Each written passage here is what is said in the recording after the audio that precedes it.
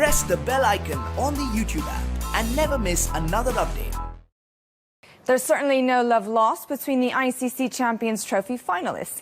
India and Pakistan have a fierce and bitter rivalry that spans decades. Because of political tensions, the two sides don't play each other as often as you'd think, but now they face off on one of cricket's biggest stages. Lance Santos reports. Forget this being the biggest grudge match in cricket. It's one of the most intense rivalries in world sport. The Champions Trophy final between India and Pakistan will be the 129th one-day international in what has become a rare head-to-head confrontation between the two sides.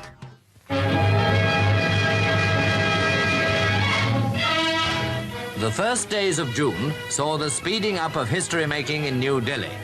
It meant partition of India, partition of the Punjab, Bengal and Assam, if so desired. Hostilities off the pitch go way back to 1947, where India was partitioned into two nations, one of them being Pakistan. The bloody legacy of the divide and arguments over territory added to the growth of an intense rivalry on the cricket field. Even last week, before the sides met in the group stages, protesters across India wanted the game to be called off due to rising political tensions between the two nations. The final on Sunday is expected to attract a little over 1 billion viewers. Pakistani fans look away now as the history between the two is rather one-sided. In ICC tournaments, India have beaten Pakistan 11 times. At the World Cup, Pakistan have never beaten their neighbours. The same goes for the World T20, where India lead 4-0. But Pakistan seem to do better at the Champions Trophy, where the fixtures are even at 2 apiece. So even though history is on India's side, Pakistan are in fine form and probably had the tougher route to the final. Previous encounters will count for nothing though come Sunday, where tempers will fray and there'll be more than the odd bouncer thrown in for good measure, as 1/7 of the world's population is expected to tune in for a grudge match like no other. And what a sporting rivalry it has been between these two nations. Now, someone who knows well enough what it's like to line up in this fixture is former Indian international Rohan Gavaskar, who joined us now from London. Rohan, thank you very much for coming on the show. Now, before we get into the technical aspect of these two teams, you have played against Pakistan twice during your career. And given that it's one of the most watched sporting events in the world, can you tell us what it's like from a player's perspective in the dressing room and out on the field? Oh, it's the big one. There's no question about it. As an Indian player or a Pakistani player, this is the big one.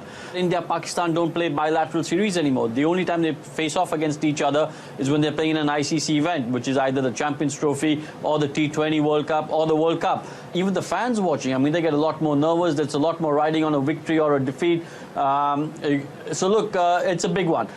There are going to be thousands of Indian fans at the Oval come Sunday, but what about the fact that at home you've got about 1 billion people who are probably going to be tuning in and watching this? How much extra added pressure will that give, especially given the expectation that they're probably expecting their boys to win? They're definitely expecting the boys to win. Because the way the Indian team has been performing over the last year and a half. If you go on to social media, you've already seen all the memes about how India should walk this. Virat Kohli is the #1 batsman in the world as far as ODIs are concerned. Rohit Sharma is in form. Shikhar Dhawan's in good form.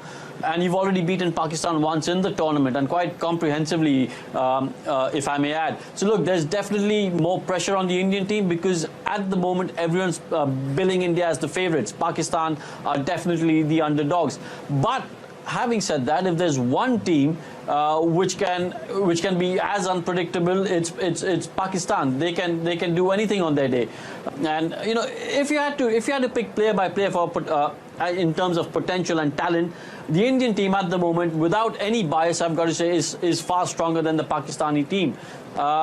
But look, if I was part of the Indian team at the moment, I would look at that as a positive. I would say that, look, we're going in the right direction.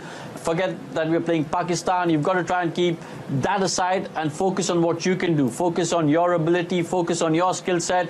If we do that, like I said earlier, we should win this game.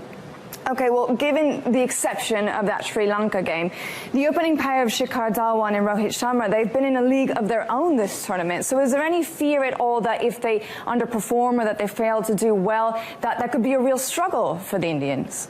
If you're from the Pakistani camp, you'd be saying, law of averages needs to catch up with Shikhar Dhawan and Rohit Sharma. If you're from the Indian camp, you'd be saying, long may this continue, because they've been setting the platform for the rest of the guys to come in and do a job. This Indian team, where as far as batting is concerned, has got a lot of talent and a lot of experience as well. You've got, like I said, Virat Kohli coming at number 3. Then you've got Yuvraj Singh and Mahendra Singh Dhoni, 2 world-class players.